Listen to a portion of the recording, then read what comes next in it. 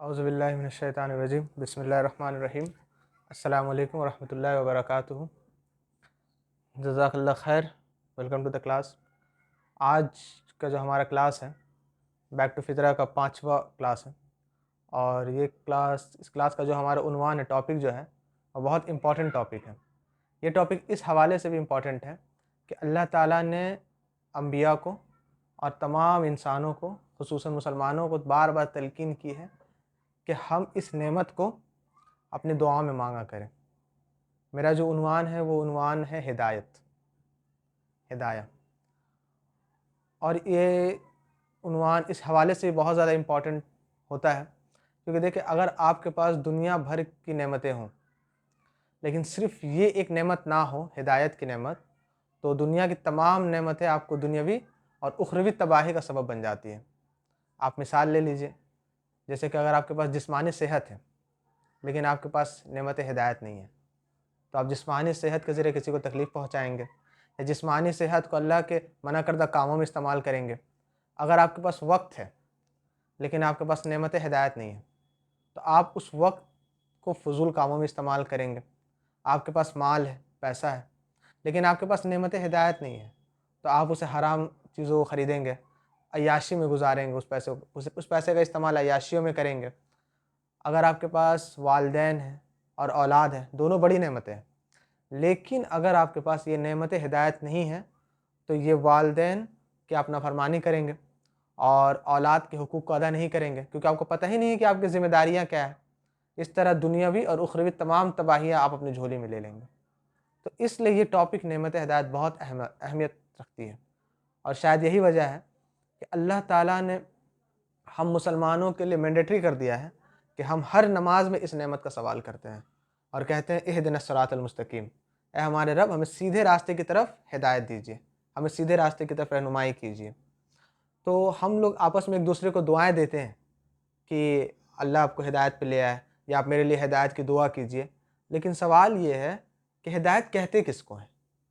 What is हिदायत? हिदायत के माने क्या होता है? हिदायत आज हम लोग इंशाअल्लाह यही सवाल और एक और सवाल है कि मैं हिदायत पे हूँ, इसके क्या साइंस है? इन दो सवालों के जवाब हम लोग आज के टॉपिक में हम लोग इंशाअल्लाह ढूंढेंगे। पहला जो सवाल है वो है कि हिदायत किसे कहते हैं? तो इसके बारे में इमाम इब्नुल क़य्यिम रहमहुल्लाह लिखते हैं कि हिदायत के 4 मरातिब हैं, हिदायत के 4 रैंक्स हैं। इसमें जो पहला रैंक जो है हिदायत का, वो ये है कि अल्लाह ताला आपको हिदायत यानी सिरात मुस्तकीम पर चलने की सलाहियत दे। मैं यहाँ सलाहियत की बात कर रहा हूँ, तौफीक की बात नहीं कर रहा। देखिए, अल्लाह ताला ने मखलूक़ात बनाई और हर मखलूक़ात का कोई ना कोई मकसद दुनिया में है। तो उस मकसद को पूरा करने के लिए अल्लाह ताला ने इंसानों को और तमाम मखलूक़ात को सलाहियतें दी हैं। जैसे कि आप देख लें कि एक मछली जो है वो समुंदर में तैरती है या पानी में तैरती है, तो उसको कोई कोर्स नहीं करना पड़ता, या जो चिड़िया हवाओं में उड़ते हैं उसको कोई क्लासेस नहीं लेने होते हैं। उसी तरह इंसान का भी जो मकसद है, उस मकसद के एतबार से अल्लाह ताला ने उसको सलाहियतें दी हैं। जैसे कि अल्लाह ताला कुरान में फरमाते हैं, फ़िरौन ने जब पूछा मूसा अलैहिस्सलाम से कि क़ाल फ़मन रब्बुकुमा या मूसा, ए मूसा ये बताओ कि तुम दोनों का रब कौन है? तुम दोनों से मुराद मूसा और हारून, तुम दोनों का रब कौन है? तो मूसा अलैहिस्सलाम ने जवाब दिया कि क़ाल रब्बुनल्लज़ी आता कुल्ल शैइन ख़लक़हु सुम्मा हदा। मूसा अलैहिस्सलाम ने कहा कि मेरा रब वो है जिसने हर चीज़ को उसके सही डिज़ाइन या उसके सही शक्ल और सूरत में पैदा किया और फिर उसे हिदायत दी, उसको रास्ता दिखाया कि वो दुनिया में ज़िंदगी कैसे गुजारे। ठीक इसी तरह दुनिया में मौजूद तमाम इंसानों को, इसमें मुस्लिम और नन मुस्लिम दोनों शामिल हैं, उनको अल्लाह ताला ने फ़हम की सलाहियत दी है, उनको अल्लाह ताला ने अमल करने की सलाहियत दी है, जो हिदायत का पहला मर्तबा है। अगर आपके अंदर सलाहियत ही ना हो तो आप किस तरह हिदायत वाले काम करेंगे या अमाल सालेह करेंगे? तो फ़हम की सलाहियत का होना और अमल करने की सलाहियत का होना, ये मुस्लिम्स के अंदर भी है और नन मुस्लिम के अंदर भी है। इस तरह वो तमाम लोग हिदायत के पहले मर्तबे में शामिल हो जाते हैं। फिर इब्न क़य्यिम जौज़ी रहमहुल्लाह लिखते हैं कि हिदायत का जो दूसरा मर्तबा है वो ये है कि अल्लाह ताला आपको बताए कि सिरात मुस्तकीम कौन सा है। रास्ते तो कई हैं, लेकिन सिरात मुस्तकीम कौन सा, यानी किस रास्ते पर आप चलेंगे तो आप सही आप आपके लिए उखरवी कामयाबियाँ हैं, आपके लिए जन्नत है और अल्लाह की रज़ा शामिल है। जैसा कि अल्लाह ताला कुरान में लिखते हैं कि व अम्मा समूद फ़हदैनाहुम फ़स्तहब्बुल आमा अलल हुदा, यानी सब कौम समूद की मिसाल बयान करते हैं कि और रहे समूद, हमने इन्हें सीधा रास्ता दिखाया था मगर इन्होंने हिदायत के मुकाबले में अंधेपन को पसंद किया। सीधा रास्ता दिखाने से मुराद ये है कि अल्लाह ताला अपने नबियों के ज़रिए, अपने रसूलों के ज़रिए, किताबों के ज़रिए हमें सीधा रास्ता दिखाया था, यही हिदायत भेजता है। लेकिन समूद के पास भी यही हिदायत आई और उन्होंने हिदायत के मुकाबले में अंधेपन को पसंद किया। मुराद ये है कि उन्होंने जब हिदायत उनके सामने, उन्होंने आंखें मूंद ली, उन्होंने उस हिदायत को अपनाया नहीं, हालांकि अल्लाह ताला ने हिदायत भेजी थी। ये हिदायत का दूसरा मरतबा है। ठीक इसी तरह इस उम्मा पे भी हिदायतें आई हैं, लेकिन उम्मत का आज ये हाल है कि वो हिदायत को देखते हुए भी और अल्लाह की बड़ी बड़ी निशानियों को देखते हुए भी, रसूलुल्लाह की पेशन गोइयाँ जो पूरी हो रही है उसको देखते हुए भी अपनी नज़रों को बंद कर ले रही है, अंधेपन का शिकार हो जा रही है। हमारे पास रसूलुल्लाह के हदीसें हैं, कुरान है, सीरतें हैं, उसके बावजूद भी हम लोग अंधा बनना पसंद कर रहे हैं। आज उम्मत मुस्लिमा का भी यही हाल है। बहरहाल तो ये दूसरा मरतबा है कि अल्लाह ताला सिरात मुस्तकीम दिखाए बंदों को, हिदायत भेजे। पहला मरतबा यह है कि सिरात मुस्तकीम पे चलने की सलाहियत देना, दूसरा सिरात मुस्तकीम दिखाना। फिर तीसरा मरतबा हिदायत का यह है कि अल्लाह ताला आपको सिरात मुस्तकीम पे चलने की तौफीक दे और उसके साथ साथ इस्तकामत की भी तौफीक दे। ये तीसरा मरतबा है हिदायत का। जैसे कि अल्लाह ताला कुरान मजीद में फरमाते हैं कि इन्नका ला तहदी मन अहबब्ता वलकिन्नल्लाह यहदी मन यशा व हुवा आलमु बिल मुहतदीन। ए नबी सल्लल्लाहु अलैहि वसल्लम को मुखातिब होकर अल्लाह ताला कहते हैं कि आप जिसे चाहें हिदायत नहीं दे सकते, लेकिन अल्लाह जिसे चाहता है हिदायत देता है। और अल्लाह को बेहतर पता है कि हिदायत कबूल करने वाले कौन लोग हैं। बात समझ रहे हैं कि तौफीक जो है हिदायत की, सिरात मुस्तकीम तो हमने देख लिया, हमारे अंदर सलाहियतें भी हैं, लेकिन हम सिरात मुस्तकीम पर चलेंगे इसकी तौफीक भी अल्लाह ताला देता है। और जब तक वह तौफीक हमें ना मिलेगी हम लोग हिदायत पे नहीं आ पाएंगे। लेकिन यहाँ एक चीज़ समझनी चाहिए कि हिदायत की तौफीक में तलब का भी दखल है, यानी आपके अंदर अगर तलब ना हो तो तौफीक भी नहीं मिलती है। अब उस बंदे को कैसे हिदायत मिलेगी जो चाहता ही ना हो कि उसे हिदायत मिले, जो निशानियों को देखकर आंखें मूंद लेता हो, या कोई उसे रिमाइंड कराने आता हो तो उसको कहता हो कि माइंड योर ओन बिजनेस, या वो दीनी मजालिस में शिरकत ना करता, उसको हिदायत कैसे मिलेगी। आप चाहे अबू तालिब हो लेकिन तलब ना हो तो हिदायत नहीं मिलती है। तो ये हिदायत का तीसरा रैंक है। और आखिरी रैंक ये है हिदायत का कि अल्लाह ताला सिरात मुस्तकीम पे चलते चलते आपको मंजिल मकसूद तक पहुंचा दे। इस दुनिया में एक सिरात है और बरोज़ क़यामत भी एक सिरात है। और इस सिरात पे यानी सिरातुल मुस्तकीम पे जो दुनिया में अच्छे से चलेगा वो क़यामत वाले दिन पुलिस सिरात पर भी अच्छे से चलेगा। यानी अगर हम हिदायत पर हैं लेकिन हम जन्नत नहीं पहुंच पाए तो किस काम की हिदायत। तो हिदायत का चौथा मरतबा ये है कि अल्लाह ताला आपको क़यामत वाले दिन आपके मंजिल मकसूद यानी जन्नत तक पहुंचा दे। इसका जैसे अल्लाह ताला कुरान मजीद में जन्नतियों की बातें लिखते हैं कि जन्नती आपस में कहेंगे कि अल्हम्दुलिल्लाहिल्लज़ी हदाना लिहाजा वमा कुन्ना लिनहतदिया लौला अन हदाना अल्लाह। यानी जन्नती कहेंगे कि तमाम तारीफ़ अल्लाह के लिए जिसने हमें सीधा रास्ता दिखाया, और अगर उसने हमें सीधा रास्ता ना दिखाया होता तो बेशक हम सीधा रास्ता नहीं पा सकते। तो ये हिदायत के चार मरतबे हैं। जब हम किसी को दुआ देते हैं तो इसका मतलब हम इन चार मरतबों के बारे में दुआ देते हैं। और लेकिन अगर हम अक्सर मुसलमानों को इन हिदायत की डेफिनेशंस का पता ही नहीं है कि हिदायत कहते किसे हैं, तो इंशाल्लाह हमें पता चल गया कि हिदायत किसे कहते हैं, तो हमारे दिल से भी दुआ निकलेगी और ख़ुद के लिए भी हम दुआ करेंगे। तो हिदायत का पहला मरतबा क्या है कि सिरात मुस्तकीम पर चलने की सलाहियत का मिलना, और इसमें हर इंसान शामिल है, हर इंसान के अंदर फ़हम है और अमल करने की सलाहियत अल्लाह ताला दे चुके हैं। दूसरी चीज़ कि अल्लाह ताला हक़ की वजाहत करे, सिरात मुस्तकीम की वजाहत करे नबियों, रसूलों और किताबों को भेजकर, वो भी पूरा हो चुका है, हमारे पास हिदायतें आ चुकी हैं।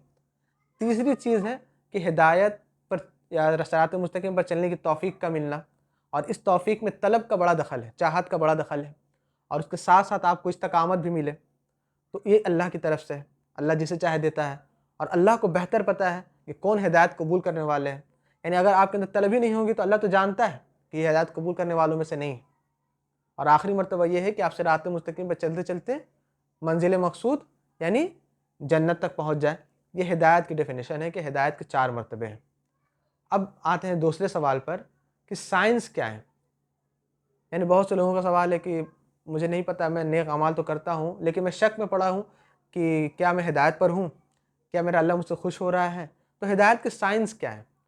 तो यहाँ पे हम लोग चंद एक साइंस को देखेंगे, हिदायत पर होने की निशानियों को देखेंगे कि हिदायत पर होने की पहला साइन, जो पहली निशानी है, वो ये है कि आप हमेशा हिदायत के लिए दुआ कर रहे हैं। जो बंदा हिदायत के लिए दुआ ही ना करे, यहाँ पे तलब का जो मैंने बात कही, तो उसको हिदायत मिलेगी भी नहीं। This is the first sign that you asking Allah for हिदाया, कि आप अल्लाह से हिदायत का सवाल कर रहे हो। अब यहाँ पर थोड़ा सा रुकते हैं और देखते हैं कि हमारी दुआओं का मेजर हिस्सा कैसा है।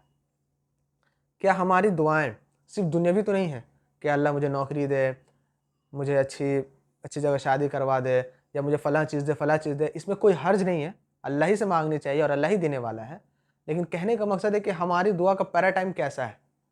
क्या हम वैसी दुआएं मांगते हैं जो हमारी उखरवी निजात का सबब बने? आप रसूलुल्लाह की दुआएं देखें, इतनी जामे दुआ अल्लाह के रसूल करते थे कि जब बंदा उन दुआओं पे गौर करता है तो समझ में आता है कि किस किस शोबे को रसूलुल्लाह की दुआएं हिट करती थी। तो हमें ज़रूरत है आज कि हम अपनी दुआओं के पैराटाइम को शिफ्ट करें। आप नबियों की मिसाल देखें, इब्राहिम अलैहिस्सलाम क्या दुआ करते हैं? रब्बि जअलनी मुकीमुस्सलाह व मिन ज़ुर्रियती रब्बना व तक़ब्बल दुआ, कि ए मेरे रब, मुझे नमाजी बना दे और मेरे औलाद को भी नमाजी बना दे, औलाद से मुराद तमाम नस्लों को नमाजी बना दे, और ए मेरे रब, तू दुआओं को कबूल करने वाला है। ये होती है एक लीडर की और एक विजनफुल मैन की दुआ होती है। एक और दुआ इब्राहिम अलैहिस्सलाम की, रब्बना इग़फ़िरली व लिवालिदिया व लिलमुमिनीना यौम यक़ूमुल हिसाब, कि ए हमारे रब, मोमिनों को भी बख्श दे, मुझे भी बख्श दे, हमारे वालिदैन को भी बख्श दे, और उस दिन क़यामत वाले दिन हिसाब आसान ले। तो ये है दुआ एक लीडर की। आयशा रज़ियल्लाहु ताला अन्हा कहती हैं कि अल्लाह के रसूल सल्लल्लाहु अलैहि वसल्लम की फ़ेवरेट दुआ जो वो अक्सर मांगा करते थे या पढ़ा करते थे, वो ये थी कि रब्बना आतना फ़िद दुनिया हसना व फ़िल आखिरति हसना व क़िना अज़ाबन नार, कि ए हमारे रब, हमें दुनिया में भी हसन ज़िंदगी दे और आखिरत में भी हमारे लिए भलाई कर और हसन ज़िंदगी दे। तो ये देखिए, दुआओं का पैराटाइम ज़रूरत है कि हम लोग शिफ्ट करें। आप दुनियावी दुआ मांगने में हर्ज नहीं है, लेकिन देखिए हमारी मेजॉरिटी दुआ कैसी है, तब जाकर हमें हमारी विज़न समझ में आता है कि एक इंसान का विज़न कितना है। तो ये होती है लीडर और एक विजनफुल मैन की दुआ। मूसा अलैहिस्सलाम की दुआ देखें, मूसा अलैहिस्सलाम को जब इतनी बड़ी जिम्मेदारी दी गई कि उस वक्त के फ़िरौन से आपने जाकर इस्लाम की दावत पेश करनी है, अल्लाह की तरफ बुलाना है, तो मूसा अलैहिस्सलाम ने दुआ क्या की? रब्बि इश्रह ली सदरी, कि हमारे रब, हमारा सीना खोल दे, रब्बि इश्रह ली सदरी व यस्सिर ली अमरी, और हमारे मामलात को आसान कर दे। यानी अब जो मैं बात करने जा रहा हूँ, मेरा मामलात हो सकते पेचीदा हो, तू जानने वाले, मेरे मामलात को आसान कर दे। रब्बि इश्रह ली सदरी व यस्सिर ली अमरी वहलुल उक़दतम मिन लिसानी, और मेरी ज़ुबान की नुकनत को खोल दे, मुझे अच्छा कलाम करने वाला बना दे। वहलुल उक़दतम मिन लिसानी यफ़क़हू क़ौली, मुझे अच्छा कलाम करने वाला बना दे। और उसके बाद उन्होंने मतलब इतना बड़ा, आप कह रहे लश्कर है फ़िरौन के पास, फ़िरौनियत, इतनी बड़ी ताकत है, उससे मुकाबले के लिए क्या मांगा मूसा अलैहिस्सलाम ने? कोई हथियार वगैरह नहीं मांगे। मूसा अलैहिस्सलाम ने दुआ की कि या अल्लाह, मुझे अब मेरे ही भाइयों में से एक साथी दे दे, उसको नबूवत दे दे, हारून आखी, और हारून को मेरे भाई बना, मेरा साथी बना दे। तो ये मूसा अलैहिस्सलाम की दुआ है कि देखो कितनी जामे दुआ उन्होंने की उस वक्त की फ़िरौन से निपटने के लिए। आज भी हमारे वक्त में बहुत सारे फ़िरौन हैं, तो हमारी दुआएं कैसी हैं, कितनी जामे हैं। तो इसलिए हमें रसूलुल्लाह की सीरत से दुआओं को सीखना चाहिए, और जो दुआ उन्होंने मांगी हमें उसका मुताला करना चाहिए। कुरान में मौजूद जितनी भी दुआएं हैं, बहुत जामे दुआएं हैं, तो हमें अपनी दुआओं का पैराटाइम थोड़ा शिफ्ट करना होगा। हिदायत के लिए अल्लाह ताला ने दुआ बताई कि रब्बना ला तुज़िग़ क़ुलूबना बाद इज़ हदैतना व हब लना मिन लदुनका रहमा इन्नका अंतल वहाब। ए हमारे रब, जब हमें हिदायत मिल जाए तो हमारे दिलों को फेरियो मत, क्योंकि अल्लाह के हाथ में दिल है। या मुक़ल्लिबुल क़ुलूब, वो जैसे चाहे फेरता है। और अगर हमारा दिल फिर जाए तो हमें नेकी नेकी नहीं लगेगी और बुराई बुराई नहीं लगेगी, फिर दिल की कंडीशन बिल्कुल अजीब सी हो जाएगी। तो हमारी दुआओं का पैराडाइम शिफ्ट करना चाहिए और अपनी दुआओं में हिदायत मांगनी चाहिए। ये पहला साइन है कि एक इंसान दुआओं में हिदायत को मांगता है। दूसरा साइन ये है कि आप जब गुनाह करते हो तो आप गुनाह करने के बाद फ़ौरन अल्लाह की तरफ रुजू करते हो। ये हिदायत पे होने की दूसरा साइन है। आप अकड़ नहीं दिखाते, आप ठहर नहीं जाते, आप नर्म हो जाते हो, आपको अल्लाह याद आ जाता है, फिर आप अल्लाह के हुज़ूर तौबा करते हो। जैसा कि कुरान में है कि वल्लज़ीना इज़ा फ़अलू फ़ाहिशतन औ ज़लमू अनफुसहुम ज़करुल्लाह फ़स्तग़फ़िरू लिजुनूबिहिम व मन यग़फ़िरु ज़ुनूब इल्लल्लाह व लम युसिर्रू अला मा फ़अलू व हुम यअलमून। अल्लाह ताला कहते हैं कि ये वो लोग हैं कि इनसे जब गुनाह हो जाता है, जब फाहिशा कर देते हैं, तो फिर उनको एहसास होता है कि उन्होंने अपने नफ्स पर जुल्म कर लिया है, व ज़िक्रुल्लाह, और अल्लाह को याद कर लेते हैं। अल्लाह से याद करने से मुराद है कि अल्लाह मुझसे क्या हो गया, या हाय अल्लाह, इस तरह के अल्फाज उनकी ज़ुबान से निकल जाते हैं। ये अल्लाह ताला मोमिनों की निशानी बता रहा, या उन लोगों की जो हिदायत पर हैं। फिर वो फस्तगफिरु लिजुनूबिहिम, वो अल्लाह के हुज़ूर तौबा करते हैं, और अल्लाह तो माफ़ करने वाला है। इसी तरह अल्लाह ताला कुरान मजीद में फरमाते हैं कि फ़फ़िर्रु इलल्लाह, कि दौड़ लगाओ अल्लाह की तरफ। यानी जब गुनाह हो जाए तो अकड़ो नहीं, दौड़ लगाओ अल्लाह की तरफ, अल्लाह के हुजूर तुम माफ़ी मांगो। तो this is the second sign कि आप हिदायत पे होने की निशानी ये है कि आपसे जब गुनाह हो जाते हैं तो आप अल्लाह की तरफ रुजू करते हैं, आप अकड़ नहीं दिखाते। इसी एक हदीस है, बहुत ज़बरदस्त और जामे हदीस है कि अन इब्न अब्बास रज़ियल्लाहु ताला अन्हु कोट करते हैं कि अल्लाह के रसूल सल्लल्लाहु अलैहि वसल्लम ने फरमाया कि there is no believing servant but that he has a sin he habitually commits from time to time। कोई भी बंदा ऐसा नहीं है जो गुनाह ना करता हो, और कुछ बंदे ऐसे हैं जिनसे हैबिचुअली आदतन कोई गुनाह हो जाता है कभी कभी। फिर कहते हैं कि और a sin abiding over him that he does not abandon until he departs the world. Verily, यहाँ पर अल्लाह के रसूल ने इंसान की नफ्सियात बताई है, बहुत ज़बरदस्त ये हदीस है कि the believer was created to be tested, यानी कि एक मोमिन को बनाया ही इसलिए गया है कि वह आजमाया जाए। रिपेंटिंग एंड फॉरगेटफुल, फिर वो रिपेंट करता है और माफ़ी मांगता है, भूलता है। और if he reminded he will remember, और जब उसे नसीहत की जाती है वो नसीहत को सुनता है। यहाँ पर जवाब नहीं दिया जा रहा कि आपको बनाया ही इस तरह गया तो आप गुनाह कर लें, ऐसा नहीं है, बल्कि यहाँ बताया जा रहा नफ्सियात कि इंसान से ख़ता हो ही जाती है। और जो गुनाह हैं, हमारे इर्द जो फितने हैं, मोमिन को पैदा ही इसलिए किया कि वो आजमाया जाए। हम लोग आज के दौर में रह रहे हैं, आज इंटरनेट है, फेसबुक है, फितने इतने ज़्यादा है, तो क्या अल्लाह को नहीं पता कि इंटरनेट से या फेसबुक सोशल मीडिया पे इतने ज़्यादा फितने हैं, या हराम रिलेशनशिप है, या छोटी छोटी कदम कदम पे गुनाह हैं, क्या अल्लाह को नहीं पता है? अल्लाह को पता है, लेकिन अल्लाह ताला आजमाते हैं कि बंदा कब रुजू कर रहा। और मोमिन की यही शान होती है कि वो रिपेंट करता है और फॉरगेटफुल होता है। और आखिरी बात बताया कि इफ़ शी रिमाइंडेड, अगर उसको नसीहत की जाती है तो वो नसीहतों को सुनता है। ये नहीं कहता कि माइंड योर ओन बिजनेस, ये नहीं कहता कि आपसे क्या मतलब, मैं जो चाहे करूं। ये जुमले हमारे इर्द गिर्द बहुत आम है, अल्लाह माफ़ करे, ऐसे बहुत सारे आपको लोग मिलेंगे। और हमें भी किसी के बारे में जजमेंटल नहीं होना चाहिए।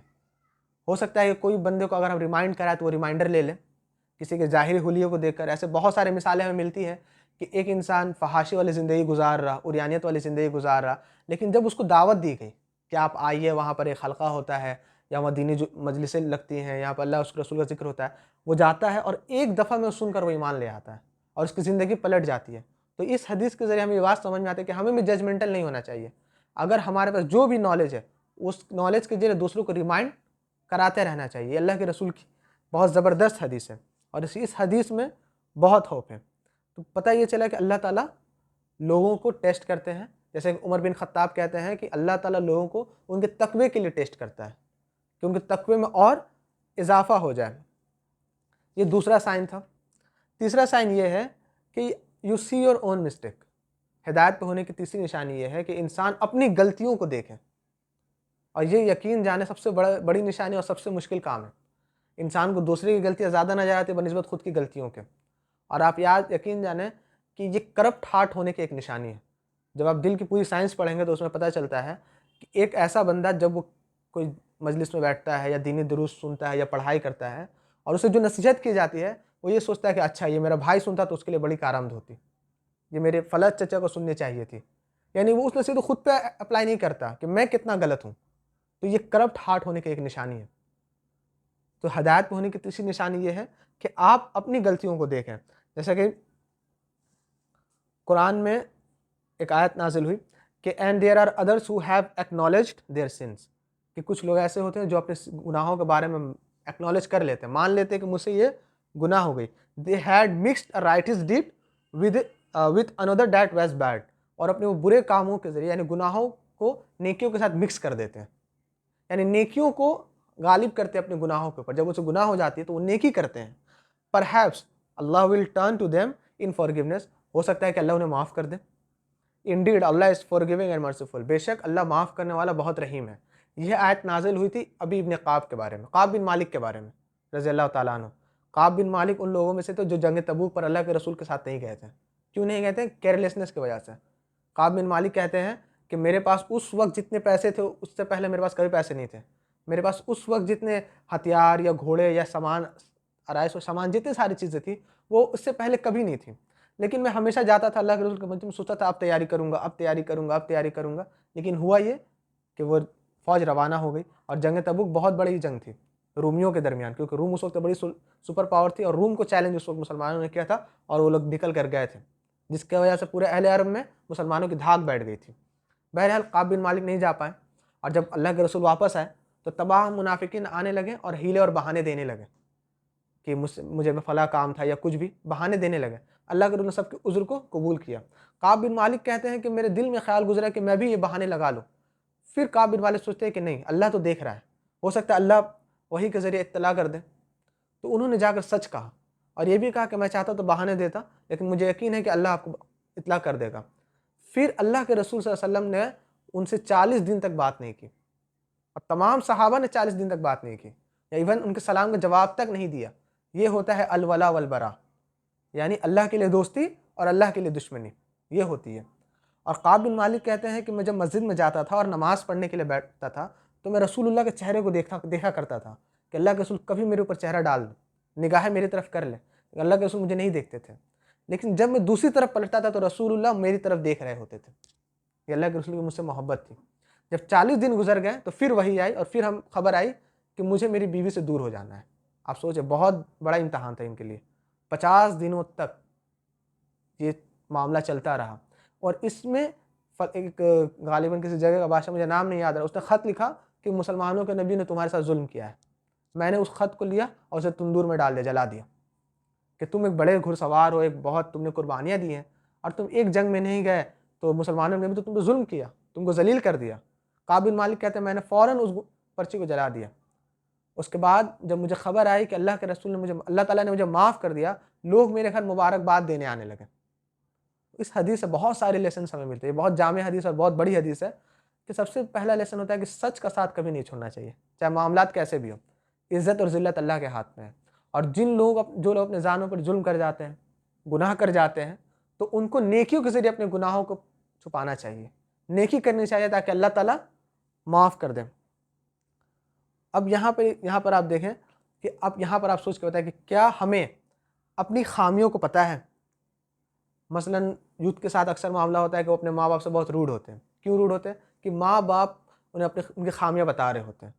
तो चलें ठीक है, पता है कि हमारे देसी कल्चर है और थोड़ा सा माँ बाप ओवर ये पे जाकर बात करते हैं, ठीक है आप सुन लें और जो चीज़ आपको लगे कि नहीं वाकई मेरे अंदर खामी है, यानी मैं गैजेट्स का इस्तेमाल ज़्यादा करता हूँ, टाइम वेस्ट ज़्यादा करता हूँ, तो उसको आप अपनाएं, उस पर काम करने की कोशिश करें। रिश्तेदारों में हमारे झगड़े होते हैं बहुत ज़्यादा, तो अगर रिश्तेदार एक दूसरे को ये देखने लगे कि मेरी गलती कितनी है तो झगड़े ख़त्म हो जाए, सुलह हो जाए, लेकिन हम ये नहीं देखते। उसके अलावा आप देखें कि अगर हमारे भाई से और बाहर के किसी शख्स से झगड़ा हुआ हो या कोई भी माँ बाप किसी से झगड़ा हुआ, तो हम हमेशा सपोर्ट किसका करते हैं? अपने घर वालों का सपोर्ट करते हैं, हालांकि हमें पता होता है ये गलती हमारे घर वालों में थी। और ये बहुत मुश्किल काम होता है, बहुत ये मुश्किल काम है कि आप अपनी खामियों को देखें, क्योंकि अल्लाह के रसूल ने क्या कहा था, अगर फातिमा भी चोरी करती तो मैं उसका हाथ काट देता। तो ये तीसरे साइन है कि आप हिदायत पर हैं कि आप अपनी गलतियों को देखते हैं। चौथी निशानी ये है कि आप नेकियों से मोहब्बत करते हैं और गुनाहों से नफरत करते हैं। हिदायत पर होने की चौथी निशानी ये है, यानी आपको गुनाह गुनाह लगता है, आपको पहाड़ जितना बड़ा लगता है और आपको नेकियां छोटी छोटी चीज़ें लगती हैं और आप नेकियों से मोहब्बत करते हैं। आप देखेंगे कि बहुत कभी आप फजर की नमाज़ पढ़ कर आएँ, आपको पूरा दिन इत्मीनानियत मिलती है, तमानियत मिलती है। कभी कभी ईशा की नमाज़ पढ़ कर आ पाएँ, आपको सुकून मिलता है। आप देखिए कि आपको हैप्पीनेस मिल रही है कि नहीं मिल रही है। आपसे अगर किसी नमाज छूट जाए तो बहुत भारीपन सा एक एहसास होता है। एक सहाबी थे अबू उमामा रज़ियल्लाहु ताला रिपोर्ट करते हैं कि एक शख्स आया अल्लाह के रसूल के बारगाह में और पूछा व्हाट इज़ फेथ, यानी ईमान क्या है? अल्लाह के रसूल ने फरमाया कि इज़ा सर्रतका हसनतका व साअतका सय्यतका फ़अंत मुमिन, कि मोमिन ये है कि if you happy with your good deeds, अगर तुम नेक अमल करने के बाद खुश होते हो, and saddened by your evil deeds, और बुरे अमाल करने के बाद तुम उदास हो जाते हो, then you are a believer, तो तुम मोमिन हो। फिर सहाबी ने पूछा, उस शख्स ने पूछा कि ओ अल्लाह के रसूल, ए अल्लाह के रसूल, व्हाट इज सिन, गुनाह क्या है? तो अल्लाह के रसूल सल्लल्लाहु अलैहि वसल्लम फरमाया, इज़ा हाका फी नफ्सिका शैउन फदाह, कि अगर तुम जब गुनाह करो, if something wavers in your soul, और तुम्हारे रूह पर वो भारी गुजरे, तो समझ जाओ कि ये गुनाह है। यानी हम जब गुनाह करते हैं, बहुत सारे अमाल हम ऐसे कर लेते हैं और उस पर ढिठाई से जम जाते हैं कि नहीं मैंने सही किया, लेकिन वो यहाँ बुरा लगता है, हमारे सोल पर भारी पहुँचता है, हमें समझ आता है कि नहीं मैंने ये गलती की है, कहीं ना कहीं मुझसे एक गलती हुई है। तो जो चीज़ दिल में खटके वह समझ जाए कि वहाँ कुछ ना कुछ गड़बड़ है, कुछ ना कुछ मुझसे कोताही हुई है। एक और बहुत जामे हदीस है कि अबू सलाबा रिपोर्टेड करते हैं कि अल्लाह के रसूल सल्लल्लाहु अलैहि वसल्लम से मैंने पूछा कि अल्लाह के रसूल मुझे बताइए कि what is lawful and what is unlawful, हराम हलाल क्या है और हराम क्या है? तो अल्लाह के रसूल ने फरमाया कि नेकी जो है वो रूह का सुकून है और दिलों का सुकून है, दिलों में वो अमन ला देती है। यानी तुम जो काम करो, जो तुम्हारा काम रूह को सुकून दे और दिलों को सुकून दे, समझ जाओ वो नेकी है, वो हलाल है। Sin is not comfortable in this soul, क्योंकि गुनाह जो है वो सोल पे, रूह पे कंफर्टेबल नहीं होता, वो रूह पे हमेशा भारी होता है, and not satisfying to the heart, और दिल उस पर कभी राजी नहीं होता है। इवन इफ द जज गिव यू अप्रूवल, अगर उस वक्त का मुफ्ती भी तुम्हें फतवा दे तो मान लो ये चीज़। यानी अगर मुफ्ती, बहुत सारे हमारे ऐसे मुफ्ती जो फतवा दे देते नहीं ये जायज़ है, ये जायज़ है, जज कि नहीं सही तो किए हो तुम। होता है ना अक्सर हमारे इलाकों में जब झगड़े होते हैं तो इंसान गलत कर बैठता है, बहुत बड़ी ज्यादती कर बैठता है, तो उसको दिलासे दिए जाते हैं कि नहीं तुम सही किए, तुम बिल्कुल ठीक नहीं, ऐसा नहीं करते, तो वो तुम्हारे ऊपर हावी हो जाता, डोमिनेंट हो जाता। लेकिन इंसान को दिल में एक खटका लगा होता है कि मुझसे गलती हुई है। तो अल्लाह के रसूल ने फरमाया कि इफ़ द जज गिव्स यू अप्रूवल, अगर मुफ्ती भी फतवा दे दे लेकिन तुम्हारे दिल में वो चीज़ खटक रही हो, समझ जाओ वो गुनाह है। अल्लाह के रसूल ने नफ्सियात बताई इंसान की। हमारा मामला ये है कि जब कोई चीज़ हमारी खटकती है तो हम लोग स्ट्रेस वगैरह की दवाइयाँ ले लेते हैं, थोड़ी देर के लिए तो सुकून हो जाता है, लेकिन रूह पे वो चीज़ें भारी रहती है हमेशा। एक बार एक सहाबी थे वाबिसा, वो अल्लाह के रसूल सल्लम के बारगाह में हाजिर हुए और अल्लाह के रसूल सल्लम ने उनको देखा और कहा कि ए वाबिसा, क्या तुम इसलिए आए हो कि तुम मेरे बारे में नेकी और गुनाह के बारे में पूछो? मतलब वो आ रहे थे तो अल्लाह के रसूल को देखा और कहा कि ए वाबिसा, क्या तुम इसलिए आए हो कि तुम मुझसे नेकी और गुनाह के बारे में पूछो? उन्होंने कहा हाँ अल्लाह के रसूल, मैं इसलिए ही आया हूँ। तो अल्लाह के रसूल सल्लल्लाहु अलैहि वसल्लम ने अपना हाथ जो है वो इस तरह बनाया, मुट्ठी बनाई और अपने चेस्ट पे स्ट्रक किया और कहा इस्तफ्तिका नफ्सिक इस्तफ्तिका फी कल्बिक या वाबिसा, कि अपने रूह से पूछ, अपने दिल से पूछ या वाबिसा। ये अल्लाह के रसूल का अंदाज था। क्या पूछ? कि consult your soul and consult your heart O Wabisa, righteousness is what reassures your soul and your heart, नेकी जो होती है वो तुम्हारे दिलों को, रूह को सुकून दे जाती है। And sin is what wavers in your soul and put tension in your chest, और गुनाह जो है वो तुम्हारे रूह पर भारी होती है और तुम्हारे सीने पर एक बोझ रख देती है, एक टेंशन रख देती है। Even if the people approve in their judgment again and again, हालांकि मुफ्ती चाहे जितना भी फतवा तुम्हारे ऊपर दे दे कि तुम सही कर रहे हो, गुनाह जो है वो तुम्हारे दिल पर भारी होती है। तो आप देखें कि आप नेकियों से कितनी मोहब्बत करते हैं, अपनी गलतियों को कितना देखते हैं। जब तक आपका दिल एक फ्रेश दिल नहीं होगा, आपको वो वाली फीलिंग नहीं आएगी गुनाह करते वक्त। बहुत सारे भाई ऐसे जो बहुत सुकून से ज़िंदगी गुजार रहे हैं और नमाज़ें उनकी छूटती जाती हैं, उन पर भारी गुजरता ही नहीं है, तो पता चलता है कि उनके दिलों पर जंग लग चुका है। तो उस दिलों पर जो जंग लग गया है तो उसको हटाने की ज़रूरत है, ताकि हम भी हिदायत याफ्ता लोगों में शामिल हो जाए। आखिरी 2 साइन बोलकर हम लोग वाइंड अप करते हैं। 5वां साइन ये है कि taking benefit from opportunities such as religious gathering and knowledge, कि आप रिलीजियस गैदरिंग जो होती है या ऐसे दीनी दुरूस होते हैं, आप इन अपॉर्चुनिटीज़ का फ़ायदा उठाते हैं, आप वहाँ से अपने नॉलेज को, दीन के बारे में गेन करते हैं। ये हिदायत पर होने की निशानी है। दलील ये है कि अल्लाह ताला कुरान में फरमाते हैं असहाबुल कहफ के बारे में कि इन्नहुम फित्यतुन आमनु बिरब्बिहिम वज़िदनाहुम हुदा, कि इन लोगों ने जब अपने रब पर ईमान लाया, ये लोग जब अपने रब पर ईमान लाए तो अल्लाह ताला ने इनकी हिदायत को और बढ़ा दिया। यानी हिदायत बढ़ती कब है? जब आप पहला स्टेप आप खुद लेते हो, आप खुद अपॉर्चुनिटीज़ तलाश करते हो हिदायत के तरफ जाने के लिए। जैसे आप मिसाल लीजिए, असहाबुल कहफ ने जो इतनी बड़ी चेंज लाई, तो उन्होंने कहीं ना कहीं से तो सुना होगा अल्लाह के बारे में। ईसा अलैहिस्सलाम का कोई ना कोई दाई तो होगा, हवारी तो होगा, जो बाज़ारों में दावत का काम कर रहा होगा, और उन्होंने ये बात सुना होगा, चलो कुछ सुन लेते हैं। फिर उनको ये चीज़ समझ आई, फिर उन्होंने ईमान लाया और अल्लाह ने उनकी हिदायत को बढ़ा दिया। तो ऐसे मजलिसें या ऐसे गैदरिंग्स अगर कहीं हों तो वहाँ पे शिरकत करना चाहिए। ये बेनिफिट्स हैं, सॉरी ये हिदायत की निशानी है कि आप इन गैदरिंग से फ़ायदा उठाते हैं, अपने नॉलेज को गेन करते हैं। छठी निशानी ये है कि यू लीव समथिंग फॉर अल्लाह सेक, यानी आप अल्लाह की रज़ा के लिए सब कुछ छोड़ देते हो। आपको खबर पता चलती है कि अल्लाह ने ये चीज़ मना कर दी, मुझे छोड़ना है, आप छोड़ देते हो। आपको पता चलता है कि अल्लाह ने फ़ला दोस्त के साथ रहना मना किया है, फ़ला कंपनी मना की है, आप उस कंपनी को छोड़ देते हो। किसके लिए? अल्लाह के लिए। और यकीन जाने अल्लाह के लिए कोई इंसान अगर किसी गुनाह को या किसी भी चीज़ को छोड़ता है, अल्लाह उसे बेहतर ही अता करते हैं। इसकी मिसालें मौजूद हैं। अल्लाह ताला फरमाते, एक हदीस है, अन अबी क़तादा रज़ियल्लाहु ताला अन्हु रिपोर्ट करते हैं कि रसूलुल्लाह सल्लल्लाहु अलैहि वसल्लम ने फरमाया कि there is no person who leaves something for the sake of Allah, कि कोई भी शख्स ऐसा नहीं है जो अल्लाह की रज़ा के लिए कोई चीज़ छोड़े but Allah replaces something better, और अल्लाह उसको उसके बदले बेहतरीन अदा कर दे। आप हमारे इर्द गिर्द नज़र डालें, खासकर यूथ का एक बड़ा मसला ये है कि वो चाहते हैं कि हम लोग हिदायत पे आ जाएं, वो चाहते हैं कि हम लोग दीन की तरफ आ जाएं, लेकिन जो सबसे बड़ी रुकावट उनके लिए पड़ती है वो उनकी कंपनी होती है। वो सोचते हैं कि अगर हम हिदायत की तरफ गए, दीन की तरफ गए, नमाज़ें पढ़े, रोज़े रखने लगे, तो मेरी कंपनी यानी जो मेरे दोस्त और अहबाब है वो मेरा मजाक उड़ाएंगे, वो मुझे जलील कर देंगे, मुझे मौलवी या फला फला नामों से बेइज्जत कर देंगे।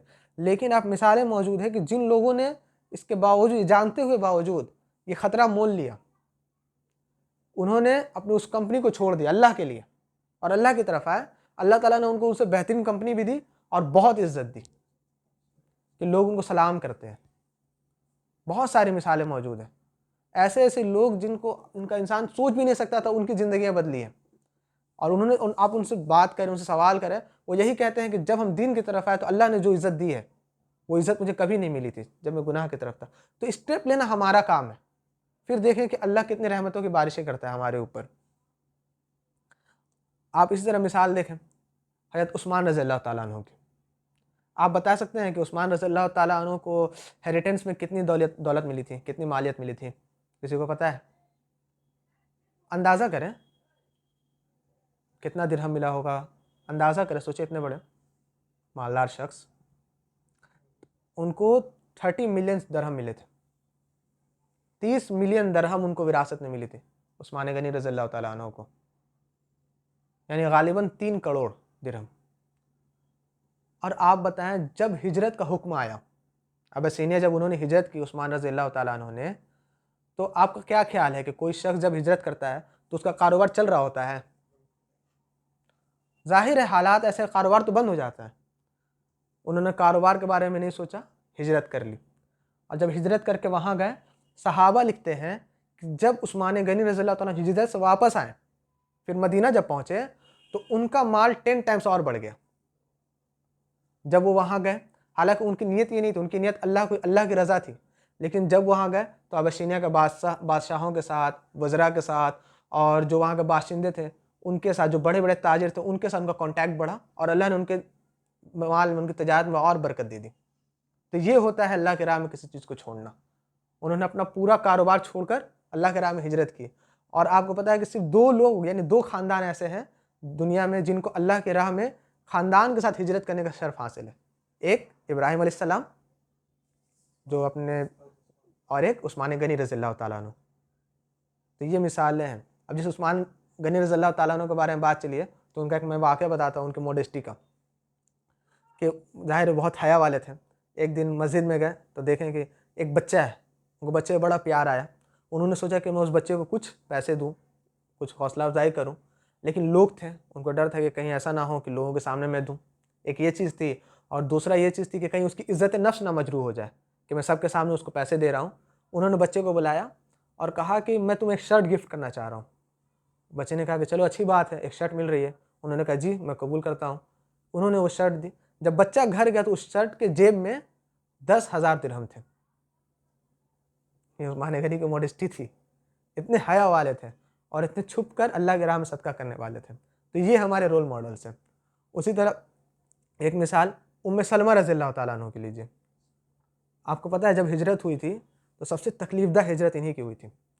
अबू सलमा रज़ियल्लाहु ताला अन्हु और उम्मे सलमा रज़ियल्लाहु ताला अन्हा जब हिजरत करने के लिए निकले तो कुरैश के लोग आ गए, उम्मे सलमा के ख़ानदान वाले, और अबू सलमा को कहा कि आप तो निकलिए, लेकिन उम्मे सलमा हम में से है, ये नहीं जाएगी। मियाँ बीवी में दरार ला, मियाँ बीवी बढ़ गए। अबू सलमा ने दुआ की कि अल्लाह ताला हमें मिला दीजिए। बहरहाल ये इस तरह की स्टोरीज़ पढ़नी चाहिए, ये है ट्रू लव स्टोरीज़। उम्मे सलमा बड़ी परेशान थी। फिर मक्का के लोग आ गए कबायली असबियत के बिना पर। उम्मे सलमा से कहा कि आपसे हमको गर्ज नहीं है, लेकिन उनका जो बेटा है वो हमारे कबीले का, ये हमारा खून है, आप दीजिए। उनके बेटे को भी छीन लिया गया। लेकिन उन्हीं घरों में से कोई बड़ा शख्स था, उनको 1-2 साल बाद तरस आया और उन्होंने सुलह कराई। फिर उम्मे सलमा रज़ियल्लाहु ताला अन्हु अबू सलमा के साथ चली गई। अबू सलमा रज़ियल्लाहु ताला अन्हु ग़ज़वे अहद में शहीद हो जाते हैं, और जब शहीद हो जाते हैं तो उम्मे सलमा को बड़ी तकलीफ़ होती है। लेकिन उस तकलीफ़ के मौका पर उन्होंने बहुत ज़बरदस्त दुआ की थी अल्लाह से। उन्होंने कहा कि इन्ना लिल्लाहि व इन्ना इलैहि राजिऊन, ए अल्लाह मैं सब्र करती हूँ जो मुझे तकलीफ़ आन पहुँची है, और मैं तुझसे इससे बेहतर बदले की उम्मीद करती हूँ। और अल्लाह ताला ने उनको बेहतर बदला क्या दिया कि उनका निकाह रसूलुल्लाह सल्लल्लाहु अलैहि वसल्लम से हुआ। तो ये होता है कि अल्लाह के राह में चीज़ों को छोड़ देना, अल्लाह की रज़ा के लिए गुनाहों को छोड़ना, और उसके बदले अल्लाह ताला बेहतरीन अता करते हैं। तो हमें भी चाहिए कि जो भी हिदायत के साइंस हमने बताए हैं इसको रिवाइज़ करें, अपने अंदर देखें, और अगर मान लीजिए कोई साइंस हमारे अंदर नहीं है तो परेशान होने की ज़रूरत नहीं है, उसको हम लोग लाने की कोशिश करते हैं। अल्लाह ताला हमें हिदायत याफ़्ता लोगों में शामिल फ़रमाए। आमीन। जज़ाकल्लाह खैर। अस्सलामु अलैकुम व रहमतुल्लाहि व बरकातुहू।